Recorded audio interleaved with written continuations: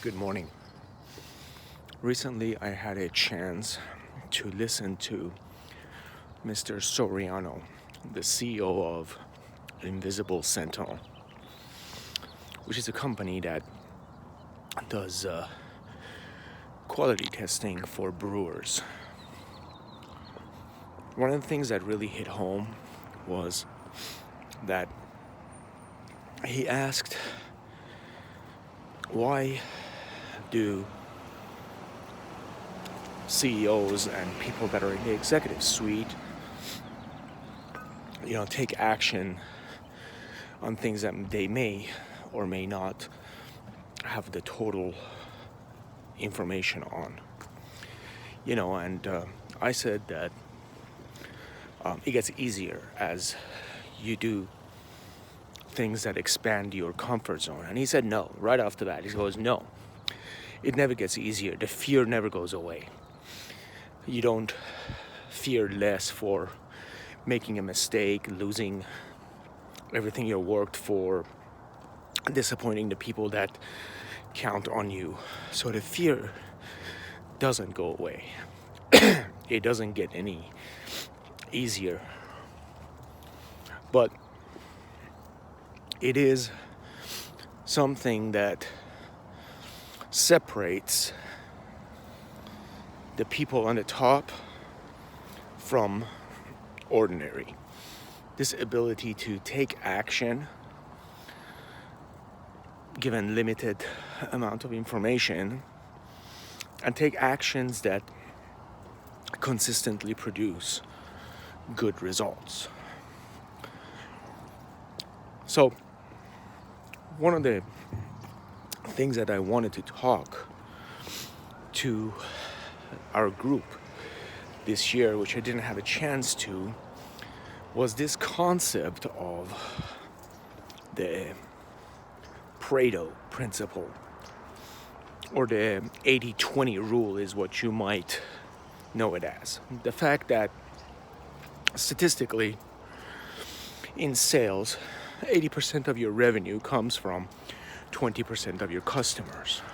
Or in anything, the rule implies that there is a 80-20 or sometimes even 90-10 distribution of value that comes from key work or key actions.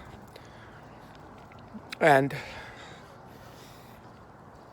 I was a little bit, tell you the truth, I was a little bit pissed off because a lot of sales reps, a lot of employees take a look at this rule and use it as an excuse to just be mediocre. And let me explain it to you. If you have a really high-performing people in your organization, it's really easy to say that, hey, you know what, it's an 80-20 thing. So-and-so is going to always hit the top, so there is no room for me at the top. It's a Pareto rule. And that's just bullshit,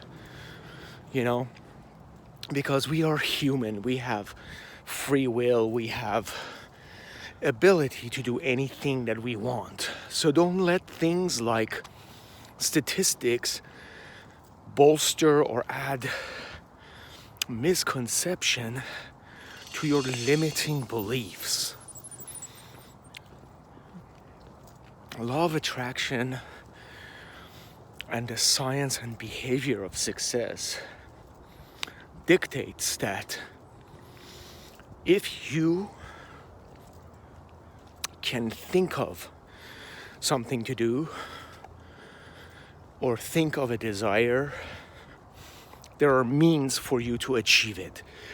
Doesn't matter if you believe in law of attraction or not. It's the law. It's a universal law. And the teachers of this principle repeatedly say that you can say, I don't believe in gravity, but that doesn't mean you're going to float.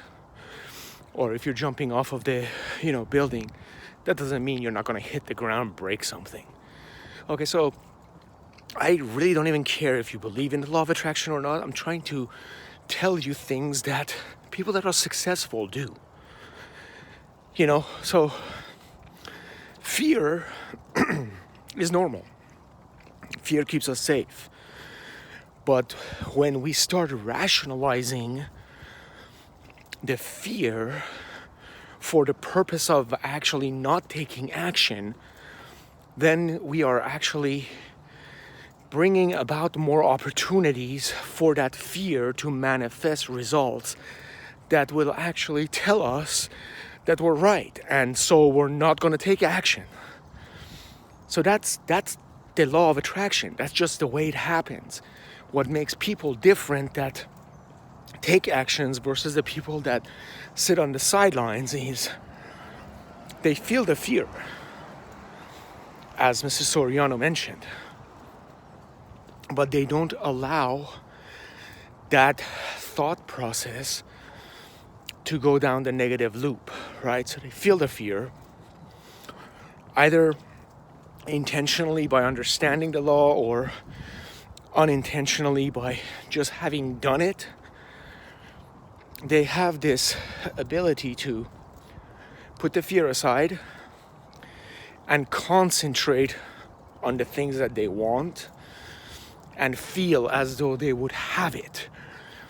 What would it mean for my employees if this business venture goes well? What would it mean for my family if I don't have to spend time traveling all over the place? And you get pumped up and you work yourself into a frenzy on things that feel good. So fear doesn't have any place anymore. You feel it, absolutely, but it doesn't control you. So you're tipping the balance, sort of like a seesaw, right? So at first the fear is kicking your butt, right? It's totally lopsided.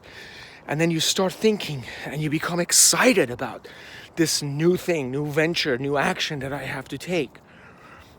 And I'm going to not tell the story of the fear. I'm going to tell the story of what feels good. And the more you do that, the more you're tipping that scale to the side of the positivity. And that is when inspired actions come to you. The same action taken from the fear and taken from inspiration will have dramatically different results. And I promise you this is the truth. Because every single person, every single successful person that you talk to will tell you that they felt fear, but they looked at all the possible actions. They looked at all the plan Bs, plan Cs, plan Ds, plans Es, plans Fs, and based on the best knowledge that they had, they took the actions because that's what they wanted. They wanted to concentrate on that end result goal, not on what could happen if things go wrong. And that's how you manifest your success. That's how you take actions that are based on the science and behavior of success. Not because of some 80-20 rule that somebody decided to work out to explain things that happen with supply, with demands, etc., etc. Not human nature and human action. The fact that we are humans, the fact that we have our brain, the fact that we can think completely nullifies any freaking statistic rule that they apply to people. That's just garbage. You can do anything that you can imagine, and it is totally possible. So don't let statistics be another crutch or a disabling belief, because you can do anything that you put your mind to. I hope this way makes sense. I hope this helps you the next time to take some action. And if it doesn't work, it's okay. Again, you change your plan, you don't change the goal. Till next time, to your success. Thank you for listening, and if you would like to have this type of training for your organization, please email me at aj@a.j.farzad.com. To your success.